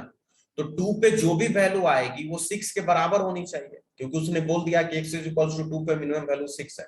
तो हम ऐसा सोच सकते हैं क्या, तो तुम बोले कैसा, कि सर ये जो पॉलिनोमियल है क्वाड्रेटिक है ना, क्या था, ax² + bx + 8, इसमें जब x की जगह 2 रखूंगा तो 6 आंसर आना चाहिए, हाँ आना चाहिए, क्योंकि उसने दे ही रखा है। तो चलो 2 पुट करो, क्या आ जाएगा, 4a + 2b + 8, इसकी वैल्यू 6 हो जाएगी। तो यहां से क्या आ जाएगा, 4a + 2b बराबर इसको 8 को उधर ले जाओ तो -2 हो जाएगा। तो ये इक्वेशन 2 हो गया। तो इक्वेशन 1 और इक्वेशन 2 को सॉल्व कर लो। इक्वेशन 1 में क्या है, b बराबर -4 है, तो पुट कर दो b की वैल्यू।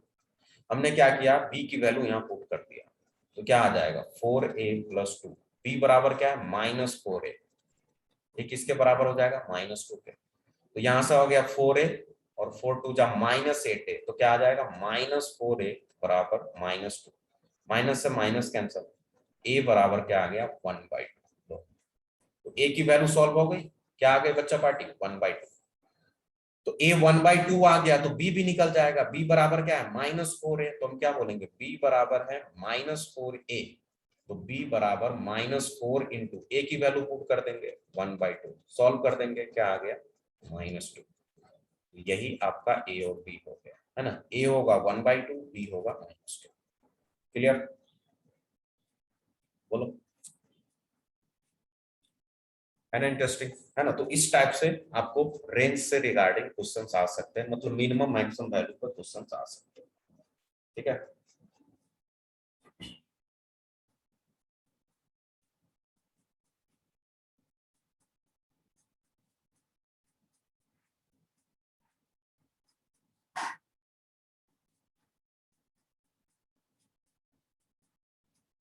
चलो एक और क्वेश्चन करते हैं, है ना, थोड़ा डिफरेंट टाइप्स, इस टाइप के भी क्वेश्चंस आपको मिलते हैं।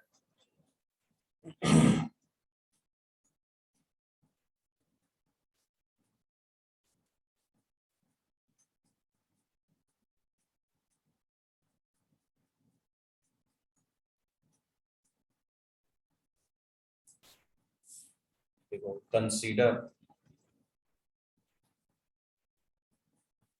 कंसीडर द क्वाड्रेटिक पॉलिनोमियल, है ना, quadratic polynomial F of x बराबर X square minus 4ax plus 5a square minus 6a, ये दे रखा है।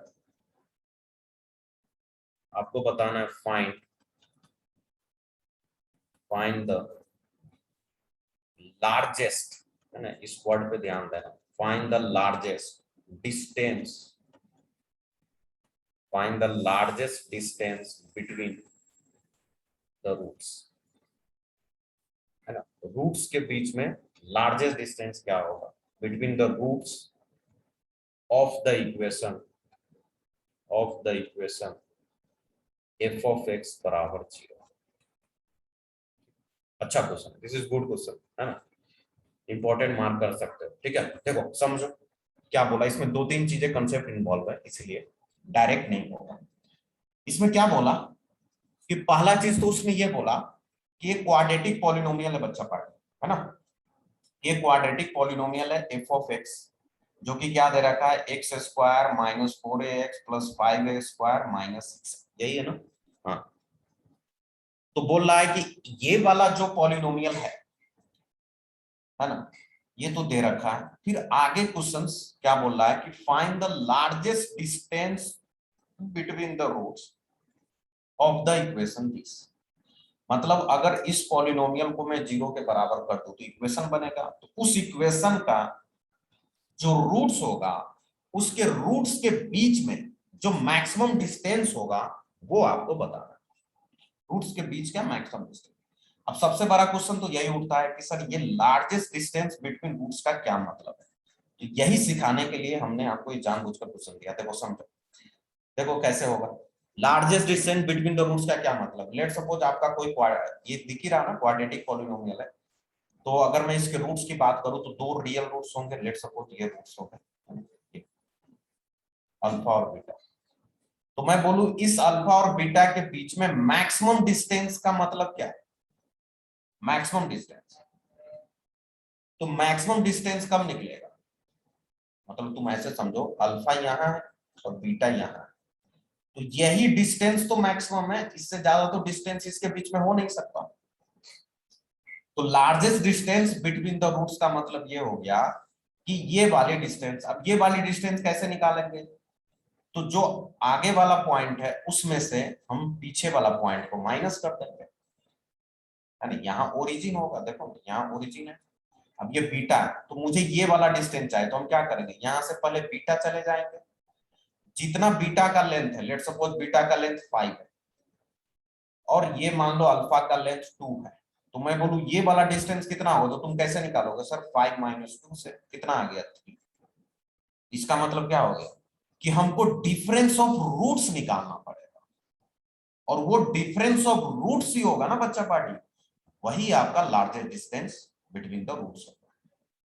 तो पहला चीज तो ये समझ में आया, अगर नहीं आया तो लिख लो अपने लैंग्वेज में नोटबुक में कि largest distance between the roots means difference of roots, ठीक है, तो मैं बस इतना लिखूंगा लार्जेस्ट डिस्टेंस बिटवीन रूट्स मतलब difference of root, difference of roots मतलब अल्फा माइनस बीटा, है ना।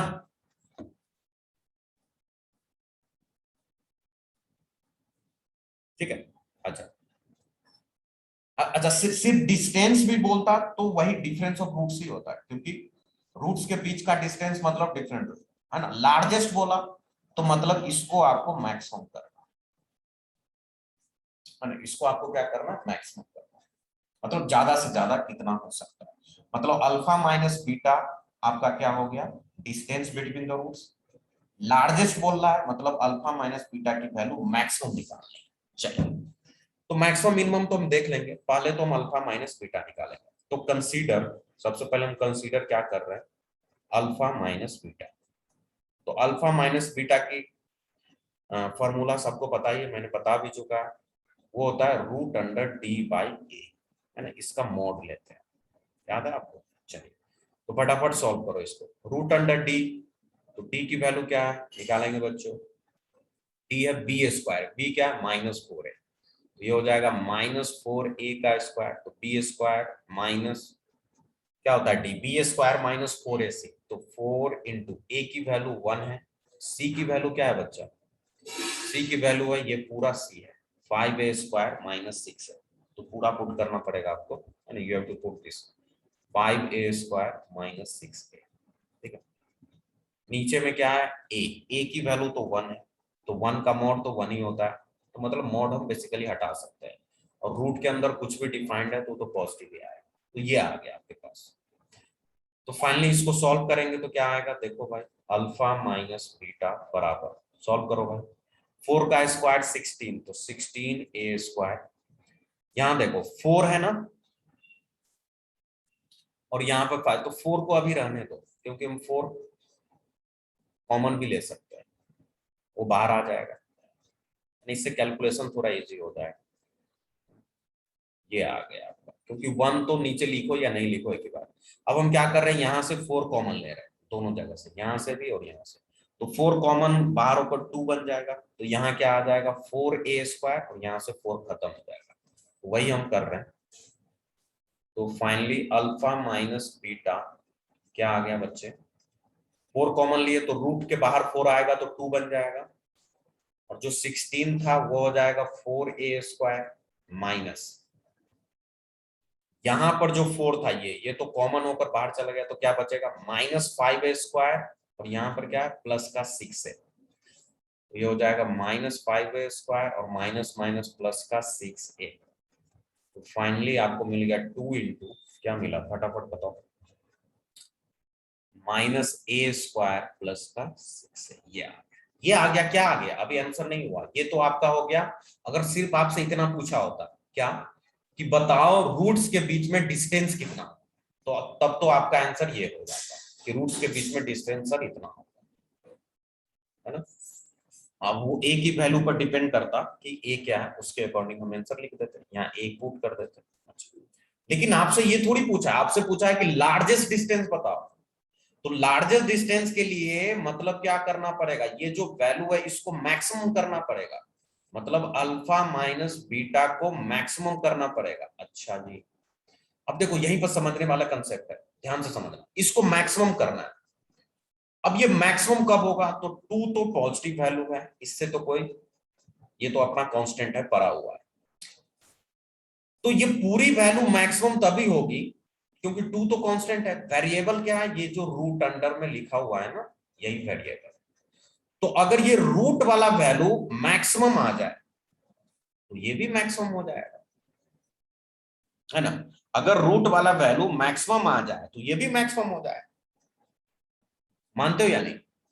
अब तुम खुद सोचो कि रूट वाली वैल्यू मैक्सिमम कब होती है, तो तुमको ये भी पता होना चाहिए कि स्क्वायर रूट के अंदर ना बच्चा देखो हर एक चीज लिंक होता है, ऐसा नहीं कि हम बेसिक मैथ्स में जो पढ़े उसका यूज नहीं है, सबका यूज होता है।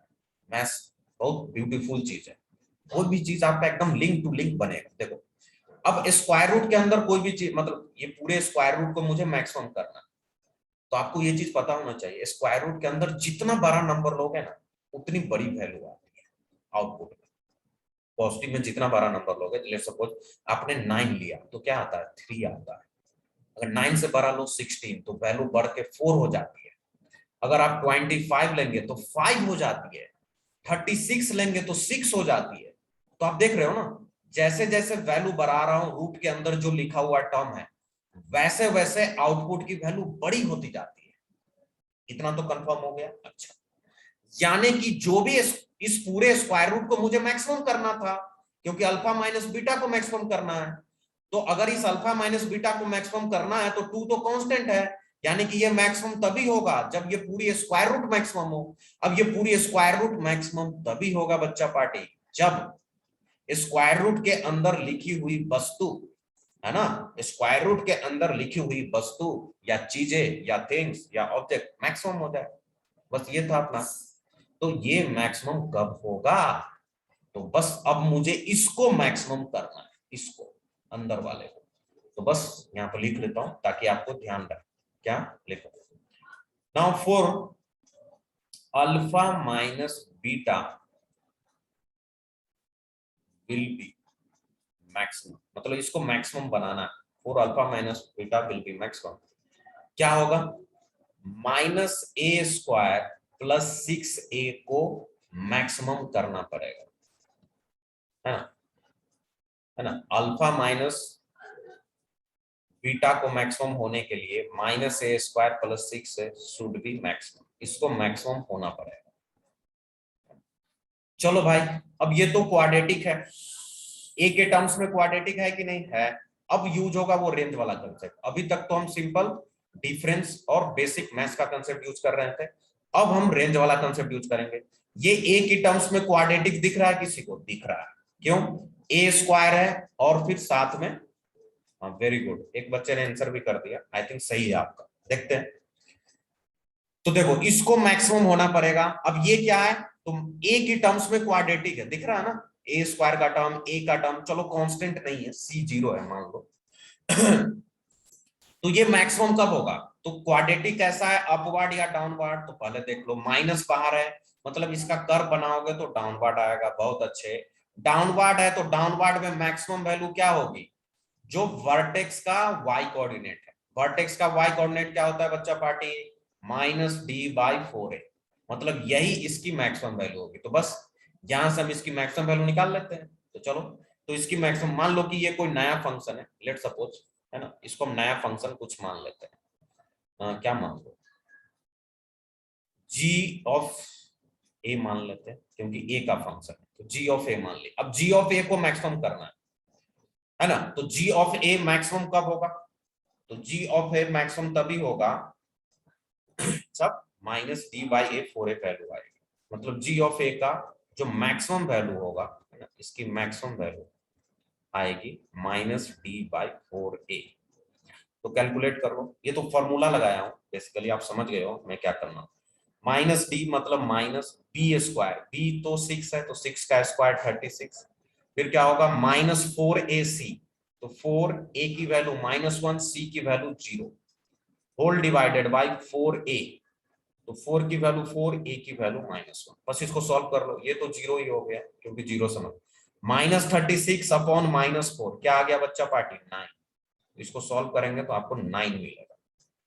तो क्या पता चला कि g, मतलब ये जो क्वाड्रेटिक था g ऑफ a, इसकी मैक्सिमम वैल्यू 9 हो सकती है। तो बस अपना फाइनल आंसर क्या हो जाएगा, सो नाउ हम बोल सकते हैं बच्चा क्या, कि अल्फा माइनस बीटा की मैक्सिमम वैल्यू हो जाएगी 2 इंटू √9, मतलब वो जो अंदर लिखा है ना उसकी मैक्सिमम वैल्यू 9 है, तो इसकी मैक्सिमम वैल्यू इतनी होगी, तो 2 इंटू 3 मतलब 6, 6 इज योर करेक्ट आंसर, है ना। एंड इंटरेस्टिंग, देखो एक के बाद, अब देखो ऐसे क्वेश्चन मैं जानबूझ कर लेता हूं सो दैट अगर मैं इजी इजी करता जाऊंगा। हाँ पंकज बोलो, क्या डाउट है।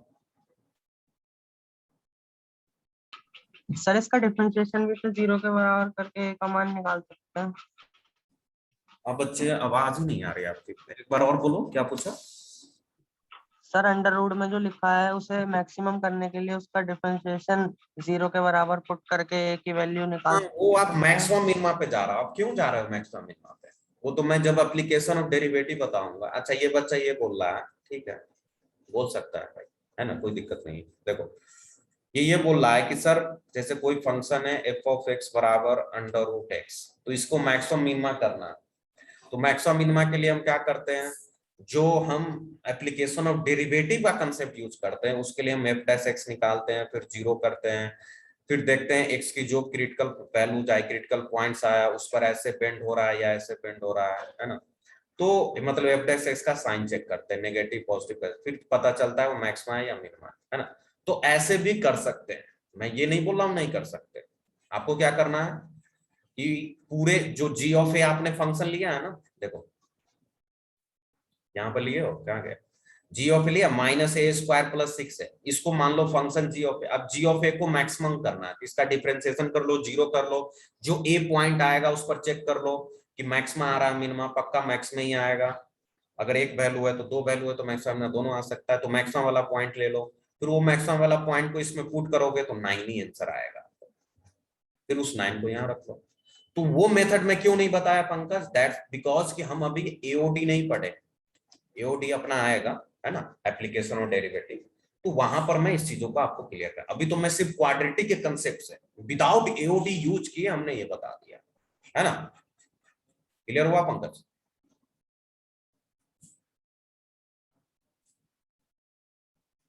ओके, हाँ तो आगे बढ़ते हैं। तो ये था बच्चे, चलो ठीक है, ये था आपका क्या था एक लास्ट क्वेश्चन है ना, एक लास्ट क्वेश्चन, क्योंकि अभी है अपने पास 5 मिनट टाइम, तो वी कैन सी, है ना, रेंज इन रेस्ट्रिक्टेड डोमेन की बात कर लेते हैं। मतलब डोमेन को अगर रिस्ट्रिक्ट कर दिया जाए, है ना, तब रेंज कैसे निकालेंगे, है ना। जैसे देखो, तो रेंज इन रेस्ट्रिक्टेड डोमेन, अच्छा, मैं क्लास के बाद भी, ये आपका क्या होता है, क्लास अभी 5 से 7 मिनट में खत्म हो जाएगी, लेकिन फिर भी जो बच्चे को डाउट्स अगर कुछ पूछना है वगैरह, छोटा मोटा डाउट्स, उसे डाउट सेशन फिर आपका मैं बीच में रखूंगा क्वाड्रेटिक के लिए, उसमें सारे जो भी डाउट से क्लियर होगा। फिर भी आपको कुछ पूछना है तो आप रुक जाना, है ना, जो भी बच्चे का डाउट है। ऑलराइट, जैसे रेस्ट्रिक्टेड डोमेन का मतलब क्या था, अभी तक जो हमने रेंज बताया, ये सब, ये जो रेंज बताया यहाँ पे, ये हम पूरे एक्स के लिए बताएं, मतलब जब डोमेन पूरा माइनस इन्फिनिटी से प्लस इन्फिनिटी में, तो पक्का रेंज यही होगा। लेकिन मान लो कि उसने बोल देता है ऐसा कि डोमेन मतलब एक्स की वैल्यू सिर्फ आप मान लो ऐसा बोल देता है कि एक्स की वैल्यू 2 से 4 रख सकते हो, तो बताओ इस quadratic y is equals to ax square bx plus c की वैल्यू, इसका रेंज क्या होगा, है ना। तो हम लेट सपोज हम बात करते हैं कि जब x1 से x2 में हम जा रहे हैं, है ना, कि हम पूरा माइनस इन्फिनिटी से प्लस इन्फिनिटी नहीं ले रहे हैं, जब हम x1 से x2 में रहेंगे तब उस किस सिचुएशन में क्या क्या हो सकता है, ठीक है। तो उस सिचुएशन में आपको मैं दिखा सकता हूं एक चीज है, देख लो यहाँ कि x1 से x2 में जाना है, ध्यान देखते रहो। और x1 से x2 में पहला चीज कि जब वर्टेक्स जो है ना, मतलब या फिर वर्टेक्स का जो x कोऑर्डिनेट है वो बिलोंग नहीं कर रहा है किसमें, x1 x2, मतलब x1 x2 में तो जाना है, लेकिन वर्टेक्स इसके बाहर है, या तो पीछे या बाद में, दोनों सिनारियो। मतलब देखो, या तो ऐसा सिनारियो है, मान लो ये अपवर्ड, अपवर्ड से ही हम आप समझ में आ जाएगा कि क्या हो रहा है। देखो, ये हो गया वर्टेक्स का एक्स कोऑर्डिनेट, है ना। तो मान लो कि अब जो रेंज बताना है ना, वो x1 x2 में बताना, मान लो कि इसके बाहर है, या तो ऐसा है, या फिर वर्टेक्स अगर यहां है तो x1 x2 इधर है, x1 इधर है, x2 इधर, ठीक है। मतलब जैसे मैं बोला वर्टेक्स आ गया 3, वर्टेक्स 3 आ गया, लेकिन आपको रेंज बताना है 5 से 7 में। वर्टेक्स 3 आ गया, रेंज बताना है जब x की वैल्यू 5 से 7 के बीच में लाई करे, है ना, उस केस में आपको बताना है।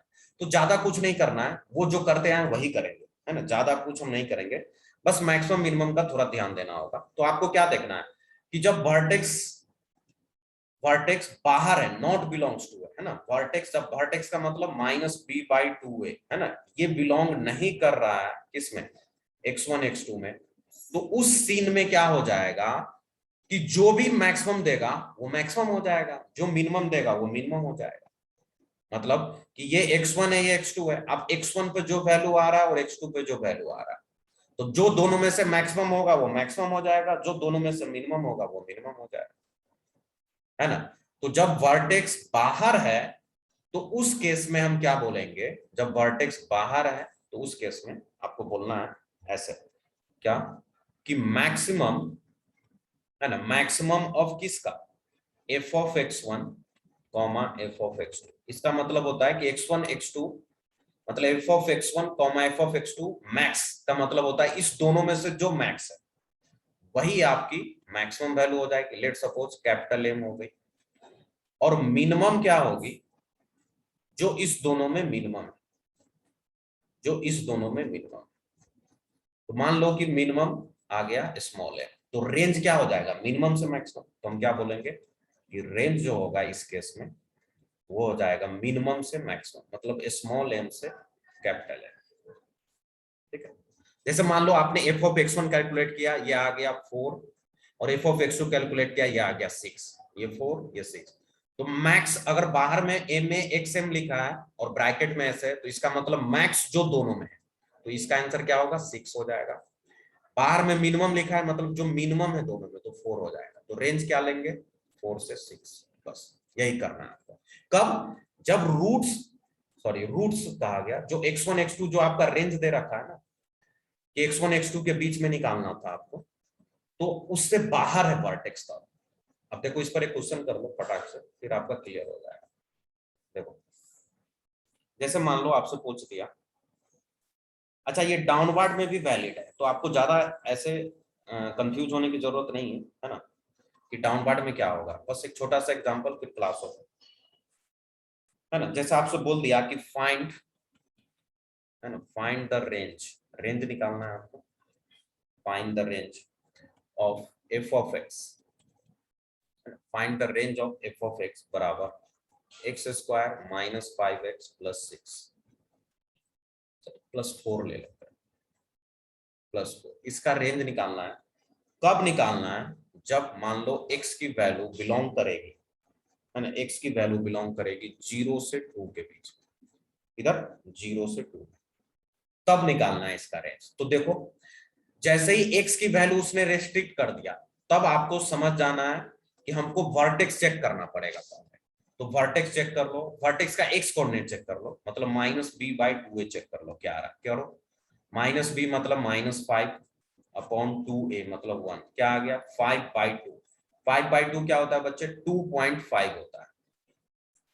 तो मतलब ये क्या हो गया कि जो रेस्ट्रिक्टेड डोमेन था, मतलब जो x1 x2 था, उससे बाहर लाई करेगा ना, क्योंकि ये तो 0 से 2 है, तो 2.5 उसके बाद आएगा। तो अगर बाहर लाई कर रहा है, बाहर का मतलब आगे हो या पीछे भी होता, फिर भी काम चल जाता, फिर भी आंसर ऐसे ही करते हैं। तो क्या करना है कि आपको क्या करना है कि इस दोनों पॉइंट पर, जो x1 x2 है, इस दोनों पॉइंट पर इसकी वैल्यू निकालना। तो नाउ आप f of 0 निकाल लो। देखो ये काफी इजी है, उससे तो बहुत इजी है। f of 0 निकाल लो तो क्या आएगा 4 आ जाएगा, और f of 2 निकाल लो, f of 2 क्या आ जाएगा, 2 का स्क्वायर 4, 5 2 जा 10 प्लस 4 कितना आ गया भाई, -2 आ गया, है ना। अच्छा ऐसा मत समझ लेना कि पहले वाले पे मैक्सिमम होगा दूसरे वाले पे मिनिमम होगा। मैंने ऐसा बोला क्या, मैंने तो सिंपली ये बोला कि इस दोनों में कोई भी मैक्सिमम हो सकता है और कोई भी मिनिमम हो सकता है ना। तो जैसे यहाँ पर क्या आ गया, 0 पे 4 आ गया, तो यही आपकी मैक्सिमम वैल्यू हो गई और यही आपकी मिनिमम वैल्यू। जो छोटा है वो मिनिमम होगा। तो रेंज क्या हो जाएगा, रेंज हो जाएगा रेंज -2 से 4, बस आंसर। सो इजी है कि नहीं। चलो बच्चों, तो आज के लिए इतना ही रखते हैं। इसमें एक और केस है तो वो कल बताऊंगा, और कल आपका कंक्लूजन चैप्टर होगा। हाँ, कल अगर टाइम बचा सेकेंड हाफ में, हो सकता है टाइम बच जाए, फर्स्ट हाफ में ही चैप्टर खत्म हो जाए, तो कल ही मैं आपका सारा डाउट्स ले लूंगा, नहीं तो हम एक सेशन नेक्स्ट क्लास डाउट का रखेंगे, ठीक है। अच्छा अभी जिस बच्चे को छोटा मोटा डाउट पूछना है तो वेट कर सकता है, बाकी अगर लीव करना चाहे तो जा सकता है। हाँ पंकज बोलो। सर अगर वर्टेक्स इसके बीच में लाई करे तब? हाँ वही केस मैं बताने वाला था, लेकिन टाइम खत्म हो गया ना, इसलिए नहीं बता। देखो मैं बता देता हूँ, चलो तुम पूछ दिया तो बता ही देता हूँ, है ना। ले कि मान लो कि वर्टेक्स अगर इसके बीच में आ गया तो क्या होगा। देखो ऐसा सिनारियो हो जाएगा। देखो बच्चों मान लो ये है, तो मान लो x1 यहाँ है और x2 यहाँ, और मान लो वर्टेक्स का x कोऑर्डिनेट यहाँ आ गया, तो इसके बीच में आ गया ना, जो रेस्ट्रिक्टेड डोमेन था उसके बीच में आ गया, है ना। तो क्या करेंगे हम, तो हम क्या करेंगे कि अब जो है ना रेंज में ये वैल्यूज भी आ सकती है, वर्टेक्स पर जो y है ये भी आ सकती है, ये भी आ सकती है और ये भी आ सकती है। तो अब हमको तीनों पॉइंट पर चेक करना पड़ेगा, समझ रहे हो। पहले हम 2 ही पॉइंट पर करते थे, क्यों, क्योंकि तुम खुद देखो ना, वर्टेक्स अगर बाहर है और x1 x2 के बीच में बस चेक करना है मैक्सिमम मिनिमम वैल्यू, तो सिंस उसने x1 x2 ही लेना है, तो हम वर्टेक्स को क्यों इंक्लूड करें जबकि वो बाहर है। तो उस पर हम चेक करने की जरूरत नहीं समझे, मतलब मैक्सिमम मिनिमम इसी के बीच में आना था, यहाँ भी मैक्सिमम मिनिमम इसी के बीच में आना था, और रेंज भी इसी के बीच में आना है, रेंज भी इसी के बीच में आना है। लेकिन अगर वो बीच में आ गया वर्टेक्स, तब तो x1 से x2 सारी वैल्यू को तो रखना है ना डोमेन में, तो सारी वैल्यू को रखोगे तो इसका मतलब क्या होगा कि जो मैक्सिमम और मिनिमम होगा वो यहाँ यहाँ या फिर यहाँ, इस तीनों पॉइंट में से किसी पर भी आ सकता है। क्यों ऐसा क्यों बोला? ऐसा इसलिए बोला क्योंकि अगर वर्टेक्स ऐसे अपवर्ड में है तब तो मिनिमम यही आएगा, क्योंकि x1 x2 इसके आगे होगा, है ना। अगर ऐसे है तो इसका मैक्सिमम हो जाएगा। तो इसीलिए हम ऐसा उतना चेक करने की जरूरत नहीं है। आप बस क्या करो, क्योंकि आपको पूरी वैल्यू रेंज में आएगी, एक्स की ये सारी वैल्यू इंक्लूड होगी, तो इस तीनों में से किसी एक ही पॉइंट पर मैक्सिमम मिनिमम आपको मिलेगा। ठीक है, तो आपको क्या करना, अब ऐसे चेक करना है। कैसे? तो मैक्सिमम ऑफ आपको लेना है, अब तीन वैल्यू हो जाएगी, एफ ऑफ x1, फिर वर्टेक्स का एक्स कोऑर्डिनेट रखने पे क्या वैल्यू आ रही है, और x2। इस तीनों में से जो मैक्सिमम होगा वो मैक्सिमम हो जाएगा, और इस तीनों में से जो मिनिमम होगा बच्चा पार्टी वो मिनिमम हो जाएगा, है ना। तो जब वर्टेक्स बीच में आएगा तो ऐसे हम लोग सॉल्व करेंगे। ठीक है, क्लियर हुआ? अभी कराएंगे इस पर कल प्रैक्टिस आपको, है? बोलो।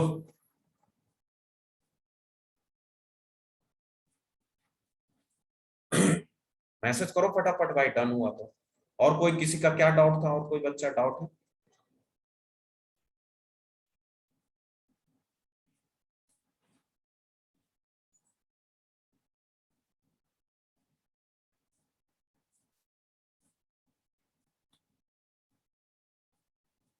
चलिए ठीक है, डाउट नहीं है तो आज के लिए इतना ही रखते हैं, मिलते हैं नेक्स्ट लेक्चर में।